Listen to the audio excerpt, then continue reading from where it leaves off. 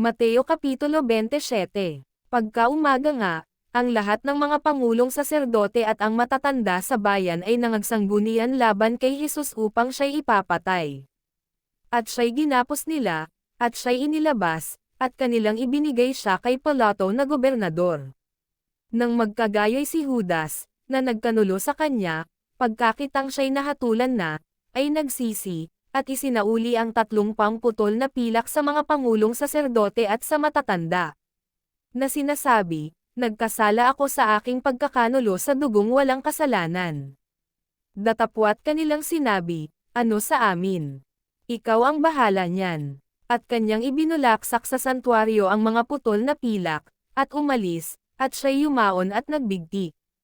At kinuha ng mga pangulong saserdote ang mga putol na pilak, at sinabi, hindi matuwid na ilagay ang pilak na iyan sa kabangyaman, sapagkat halaga ng dugo.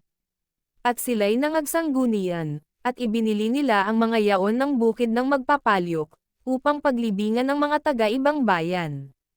Dahil dito'y tinawag ang bukid na yaon, ang bukid ng dugo, hanggang ngayon. Nang magkagayoy natupad ang sinalita sa pamamagitan ng propeta Jeremias, na nagsasabi, at kinuha nila ang 30 putol na pilak, halaga noong hinalagan, na inihalaga ng mga anak ng Israel. At kanilang ibinigay ang mga yaon na pinakabayad sa bukid ng magpapalyok, ayon sa iniutos sa akin ng Panginoon. Si Jesus nga ay nakatayo sa harap ng gobernador, at tinanong siya ng gobernador, na nagsasabi, ikaw baga ang hari ng mga Hudyo? At sinabi sa kanya ni Jesus, ikaw ang nagsasabi. At nang siya'y Isaac-dal ng mga pangulong saserdote at ng matatanda, ay hindi siya sumagot ng anuman. Nang magkagayoy sinabi sa kanya ni Pilato, hindi mo baga naririnig kung gaano karaming bagay ang kanilang sinasaksihang laban sa iyo?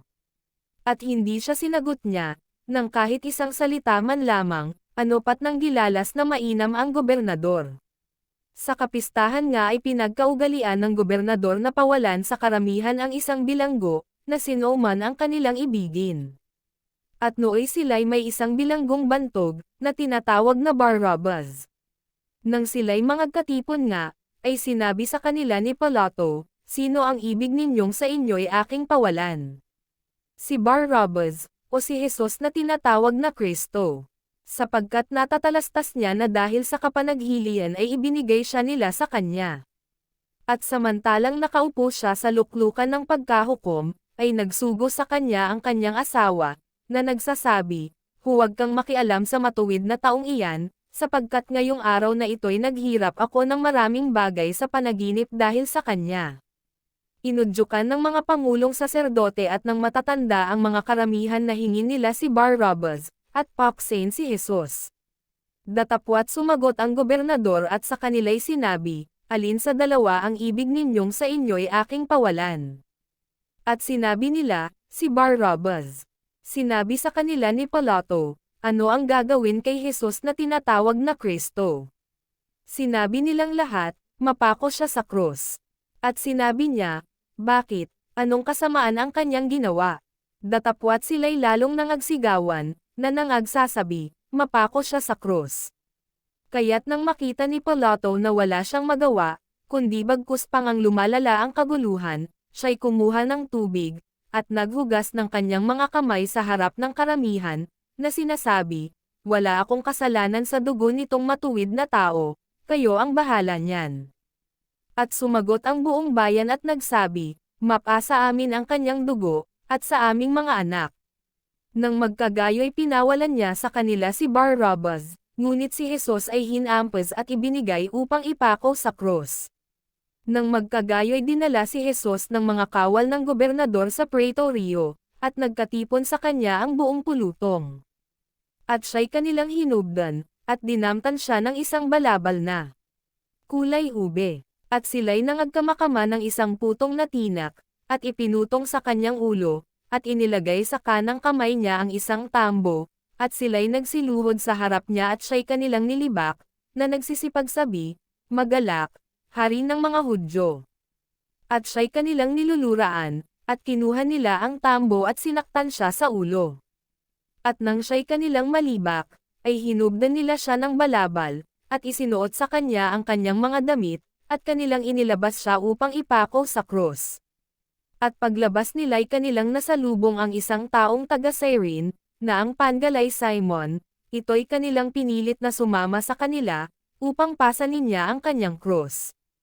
At nang sila'y magsirating sa isang dakong tinatawag na Golgotha, sa makatuwid bagay, ang dako ng bungo, ay pinainom nila siya ng alak na may kahalong apdo, at nang kanyang matikman, ay ayaw niyang inumin.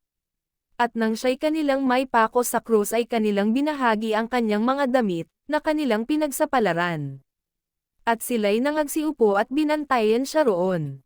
At inilagay nila sa kanyang yulunan ang pamagat sa kanya, na nasusulat, ito'y S.I. Jesus, ang hari ng mga Hudyo.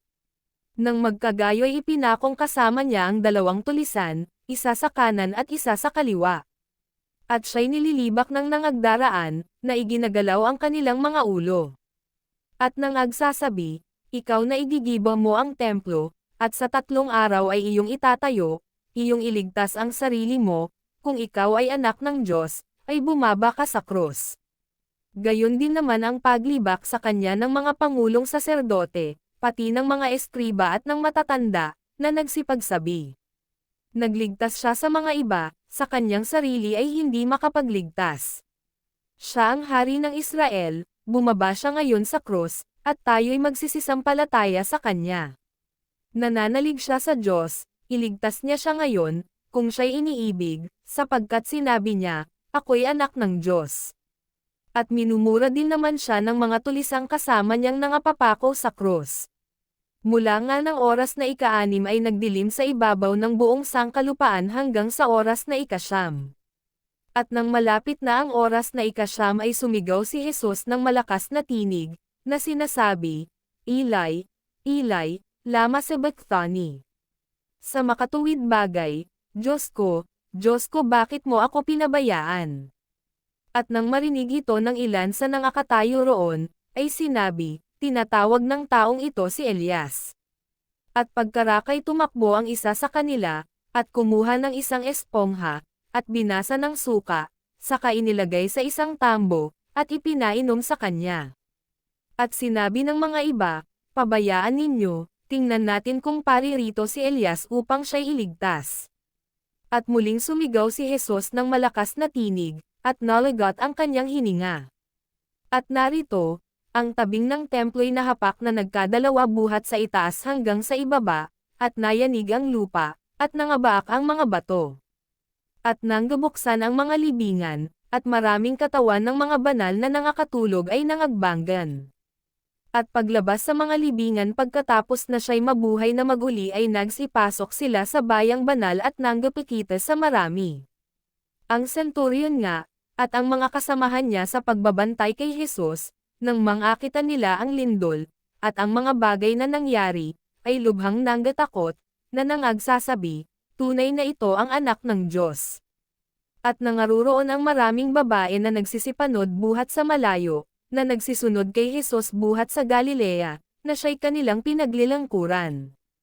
Nasa mga yaon ay si Maria Magdalena, at si Maria na ina ni Santiago at ni Jose, at ang ina ng mga anak ni Zebedeo. At nang hapon na ay dumating ang isang mayamang mula sa Arimatea, na nagngangalang Jose, na ito'y naging alagad din naman ni Jesus. Ang taong ito'y naparoon kay Pilato, at hiningi ang bangkay ni Jesus.